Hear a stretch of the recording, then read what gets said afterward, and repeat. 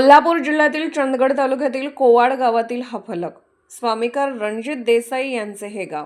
हे चित्र कोल्हापूर जिल्ह्यातील कोवड येथील एका निषेध फलकाचे आहे, ज्यामध्ये गावातील अशा समस्यांवर प्रकाश टाकण्यात आला आहे ज्या कथितरित्या स्थानिक पुरुषांच्या लग्नात अडथळा ठरत आहेत.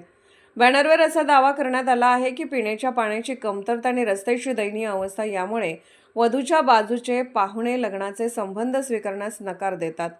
यामुळे गावातील कचरा आणि स्वच्छतेच्या अभावाविषयीच्या तक्रारी समोर येतात. अशा पायाभूत सुविधा आणि स्वच्छतेच्या समस्या असलेल्या गावात कोणी आपल्या मुलीचे लग्न का लावेल असा प्रश्न या मजकुरात विचारला आहे.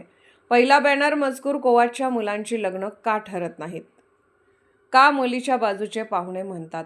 तुमच्या गावात पिण्याचे किंवा वापरण्याचे पाणी नाही.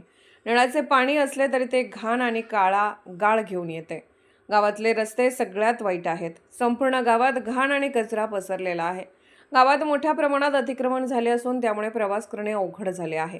मी माझ्या मुलीचं लग्न अशा गावात लावून तिचं आयुष्य का उद्ध्वस्त करू. कोवाचे पुरुष लग्न का करत नाहीत का.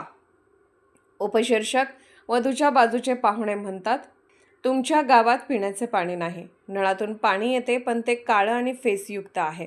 गावातील रस्ते अत्यंत दयनीय आहेत. गावात सर्वत्र कचरा पसरल्याने खूप घाण झाली आहे. गावात इतके अतिक्रमण झाले आहे की ये जा करणे अवघड झाले आहे. मी माझ्या मुलीला अशा गावात देऊन तिचं भविष्य कसं उद्ध्वस्त करू शकतो. सतर्क लाईव्ह न्यूज, राहुल भोळे, इचलकरंजी.